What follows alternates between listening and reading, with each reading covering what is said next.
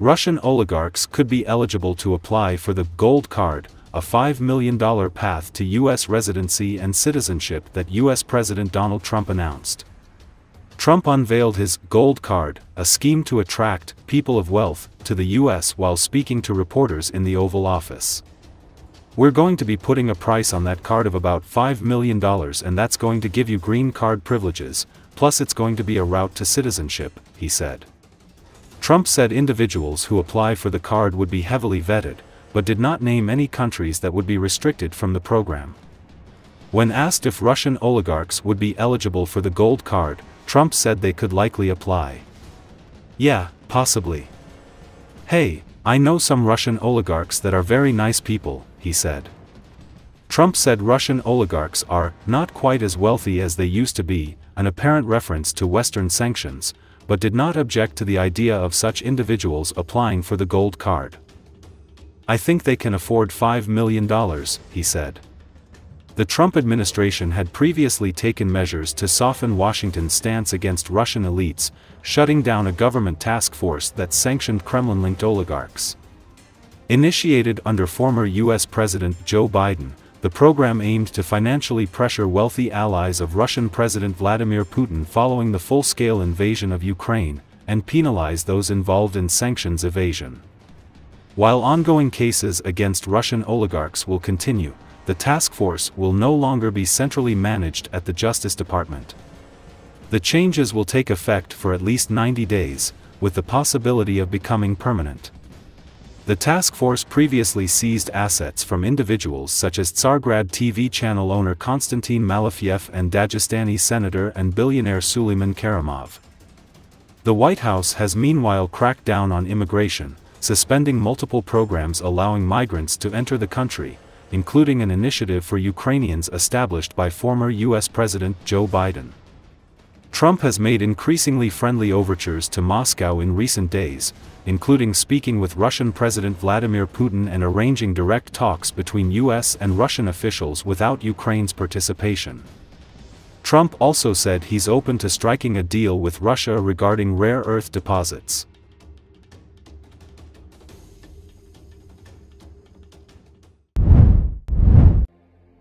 Diplomats from Russia and the United States will meet in Istanbul on Thursday to discuss embassy operations, Russia's Foreign Minister Sergei Lavrov announced on Wednesday. According to Associated Press speaking in Doha, Lavrov said the two delegations will discuss the issues that have accumulated as a result of the previous administration's illegal activities to create artificial obstacles for the Russian embassy, to which Lavrov said Moscow naturally reciprocated and also created uncomfortable conditions for the American embassy. The meeting comes on the heels of Russia-US talks in Saudi Arabia last week, which marked an extraordinary shift in U.S. foreign policy under President Donald Trump and a clear departure from U.S.-led efforts to isolate Russia over its war in Ukraine. At the talks, Moscow and Washington agreed to start working toward ending the war and improving their diplomatic and economic ties, including restoring the staffing at the embassies. Russia is not considering any options of possible deployment of peacekeeping forces in Ukraine, Lavrov said, referring to President Trump's statement that it can be done only with the consent of both Russia and Ukraine. Russia's top diplomat said the topic of frozen Russian assets will also remain one of the important issues in the Ukrainian settlement. "I have no doubt that this topic will not disappear as part of the settlement," said Lavrov. Наши дипломаты, высокого уровня эксперты, встретятся и рассмотрят системные проблемы, которые накопились в результате противоправной деятельности предыдущей администрации по созданию искусственных препон для деятельности российского посольства, на что мы, естественно, отвечали взаимностью и создавали тоже некомфортные условия для работы американского посольства в Москве. Такая встреча состоится завтра в Стамбуле. Я думаю, что по ее итогам будет понятно, насколько мы можем двигаться быстро и эффективно. Никаких вариантов не можем рассматривать. Кстати, я не знаю, что там Макрон говорил. Он свою роль играл не очень убедительно в Вашингтоне, но президент Трамп, когда на пресс-конференции эта тема была затронута, как я читал, сказал, что решение о развертывании миротворческих сил возможно лишь с согласия обеих сторон. Ну, видимо, имея в виду нас и Украину. Нас никто об этом не спрашивает. Макрон заявлял в Вашингтоне о необходимости срочного перемирия, ввода вот этих миротворческих сил, а потом, дескать, поговорим и о территориях, о судьбах людей, о других принципах урегулирования. Это лукавство. Нельзя идти на договоренность, которая нацелена на достижение одной единственной цели – снова накачать Украину оружием. Что касается наших активов, которые сворованы прежде всего европейцами, то нет, знаете, об этом никаких конкретных разговоров не было. Но то, что как часть урегулирования эта тема никуда не исчезнет, у меня нет никаких сомнений, это естественно. Russia's top diplomat said his country will await the results of the Syrian National Dialogue Conference, intended to help chart Syria's political future after the fall of former President Bashar Assad.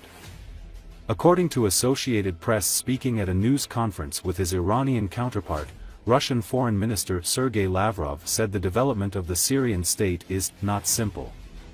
Contradictions persist, some of which at times escalate into clashes. We will make every effort to ensure that the situation calms down and does not pose a threat, neither to the Syrian people, whose fate has been of utmost importance to us, nor to the people of neighboring states, he added. Lavrov also noted that the adoption of a UN Security Council resolution calling for an end to fighting in Ukraine without mentioning Russia's aggression, proved that Moscow's approach to the conflict is progressing. We will continue supporting this trend in every possible way, he said. There were 3 UN resolutions Monday seeking an end to the 3-year war. In the General Assembly, the US joined Russia in voting against a Europe-backed Ukrainian resolution that calls out Moscow's aggression and demands an immediate withdrawal of Russian troops.